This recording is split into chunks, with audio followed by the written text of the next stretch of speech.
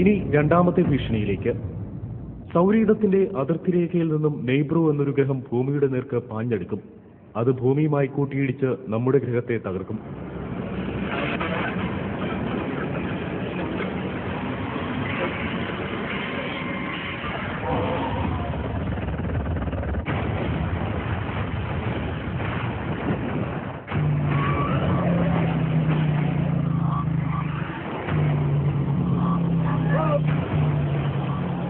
വിട്ടിസ്വർഗത്ത് വിരാജിക്കുന്ന അരശാസ്ത്രജ്ഞന്മാർക്കും Hollywood സംവിധായകർക്കും മാത്രം രുചിക്കുന്ന നുണക്കഥ.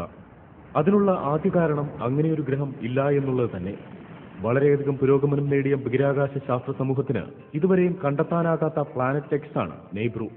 അങ്ങനെയൊരു ഗ്രഹമുണ്ടെങ്കിൽ ദശാബ്ദങ്ങൾക്ക് മുൻപ് തന്നെ അതിന്റെ സാന്നിധ്യം തിരിച്ചറിയാൻ കഴിയുമായിരുന്നു. 2012 ബന്ധപ്പെട്ട ലോകാവസാന മിത്തിനെ സ്ഥാപിച്ചെടുക്കുന്നതിൽ വെബ്സൈറ്റുകൾ വളരെയധികം പങ്കുവച്ചിട്ടുണ്ട്. കാരണം സയന്റിഫിക് മിത്ത് എന്ന് പറയുന്ന തരത്തിൽ രൂപപ്പെടുത്തുന്ന ഇപ്പൊ ഇതുപോലെയുള്ള ചില സംഗതികൾ. അപ്പം നിബ്രു എന്ന് പറയുന്ന ഒരു ഗ്രഹം വന്ന് ഭൂമി ഇടിക്കും എന്ന് പറയുന്ന ഒരു സങ്കല്പം, അതൊക്കെ ഉണ്ടാക്കിയെടുക്കുന്നതിൽ വെബ്സൈറ്റുകൾ തന്നെയാണ് പ്രധാനപ്പെട്ട പങ്കുവച്ചത്. മറ്റൊരു വിട്ടിത്തമാണ് നെയ്ബ്രു എന്ന് അമേരിക്കൻ ബഹിരാകാശ ഏജൻസിയായ നാസയും ആണയിട്ട് പറയുന്നു. മായൻ ശിലാഫലകം, പോളാർ ഷിഫ്റ്റിംഗ്, നിബ്രു ഗ്രഹവുമായുള്ള കൂട്ടിയിടി, സൂപ്പർ വോൾക്കാനോ എന്നിങ്ങനെ ഭൂമിയുടെ അവസാനം പ്രവചിക്കുന്നവർക്ക് പറയാൻ ഒരുപാട് കാരണങ്ങളുണ്ട്. ഇതിനെല്ലാം ശാസ്ത്രത്തിന്റെ പിന്തുണയുണ്ടെന്ന് വരുത്തി തീർക്കാനുള്ള ശ്രമവും നടക്കുന്നുണ്ട്. ഇന്റർനെറ്റിലെ വിവിധ സൈറ്റുകളിലൂടെയും യൂട്യൂബിലൂടെയുമാണ് ഈ തന്ത്രങ്ങൾ നടപ്പിലാക്കുന്നത്.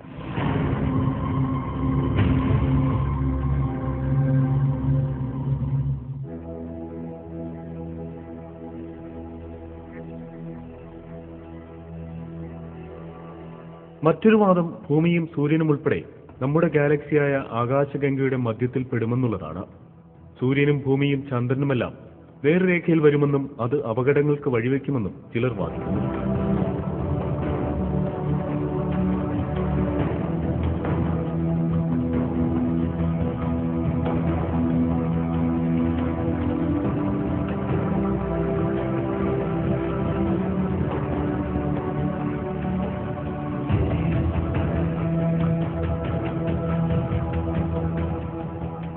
എന്നാൽ സൂര്യനും ഭൂമിയും എല്ലാ ഡിസംബർ മാസങ്ങളിലും ആകാശഗംഗയുടെ കേന്ദ്രഭാഗത്തുകൂടെ കടന്നുപോകുമെന്നുള്ളതാണ് വാസ്തവം.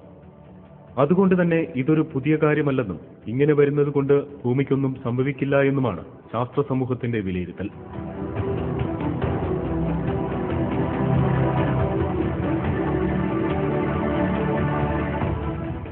ലോകാവസാനത്തെക്കുറിച്ചുള്ള പ്രവചനങ്ങൾ തുടങ്ങിയത് ഇന്നോ ഇന്നലെയോ അല്ല.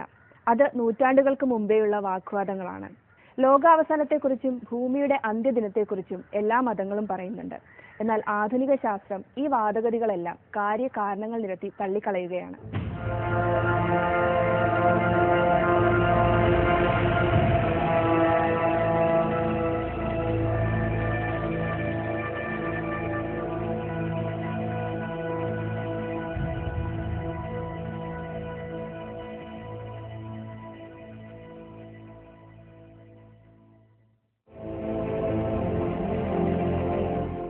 പോളാർ ഷിഫ്റ്റിങ്ങിനെ കുറിച്ചാണ് അടുത്ത നുണ. ഈ വർഷം ഭൂമിയുടെ കാന്തിക ധ്രുവങ്ങൾ പരസ്പരം മാറുമെന്നാണ് കുറച്ചുപേരുടെ വാദം. എന്നാൽ ഇത് ശുദ്ധ മണ്ടത്തരമാണ്. കാരണം പോളാർ ഷിഫ്റ്റിംഗ് എന്നുള്ളത് 4 ലക്ഷം വർഷങ്ങൾ കൊണ്ട് മാത്രം നടക്കുന്ന ഒരു പ്രക്രിയയാണ്. അല്ലാതെ പെട്ടെന്നൊരു ദിവസം കൊണ്ടുണ്ടാകുന്ന ഒരു സംഭവമല്ല. മാത്രമല്ല ഇങ്ങനെ നടക്കുന്നത് കൊണ്ട് ഭൂമിക്കൊരു നാശവും സംഭവിക്കുകയുമില്ല.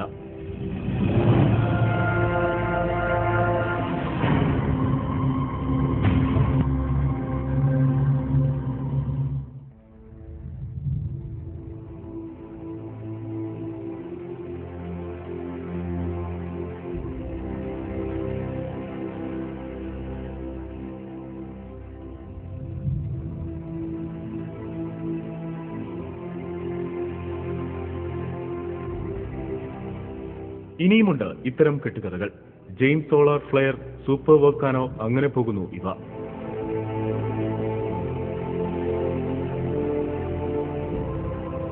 ശക്തിയായ സൗരവാദമുണ്ടാകുമെന്നും അത് ഭൂമിയെ നശിപ്പിക്കുമെന്നുമാണ് ജെയിംസ് സോളാർ ഫ്ലെയറിനെ കൂട്ടുപിടിച്ച് ചിലർ പറയുന്നത്. സോളാർ ഫ്ലെയർ എന്ന് പറയുന്ന സാധനം, അല്ലെങ്കിൽ സോളാർ സ്റ്റോം എന്ന് പറയുന്ന സാധനം, അത് 11 വർഷം കൂടുമ്പോൾ എന്നും റെക്കറിങ് ആയിട്ടുള്ള ഒരു സംഭവമാണ്. അതായത് സൂര്യൻ കറങ്ങിക്കൊണ്ടിരിക്കുമ്പോൾ സൂര്യന്റെ ഒരു ഭാഗത്ത് കുറച്ച് ആളൽ കൂടുതലുണ്ട്. അപ്പോൾ അത് ഭൂമിക്ക് നേരെ വരുമ്പോൾ സ്വാഭാവികമായിട്ടും ചൂട് കൂടുതൽ വരും. അതല്ലെങ്കിൽ അതിനാണ് നമ്മൾ സോളാർ ഫ്ലെയർ അല്ലെങ്കിൽ സോളാർ സ്റ്റോം എന്ന് പറയുന്നത്. ഇത് 11 വർഷം ആകുമ്പോൾ റെക്കറിങ് ആയിട്ടുള്ള ഒരു ഫിനോമിനാണ്.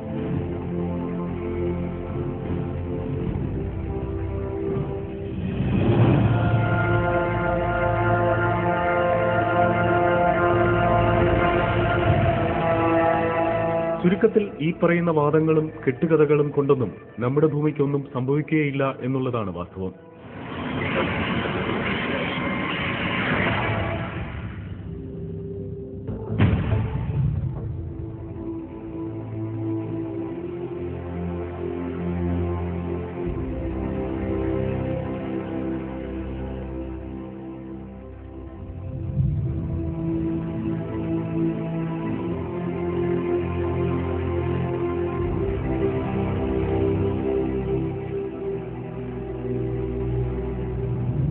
ശാസ്ത്രത്തിന്റെയും വിശ്വാസത്തിന്റെയും കൂട്ടുപിടിച്ച് ചിലർ നടത്തുന്ന പ്രചാരണം മാത്രമാണിത്.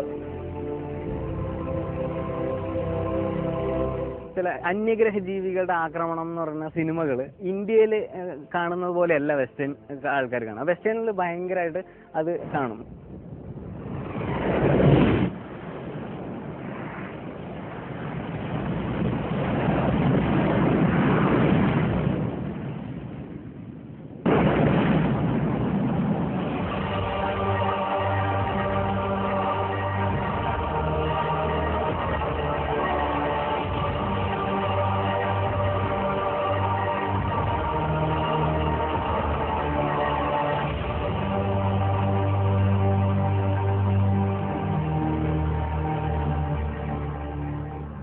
എല്ലാ തുടക്കത്തിനും ഒരു അവസാനമുണ്ട്.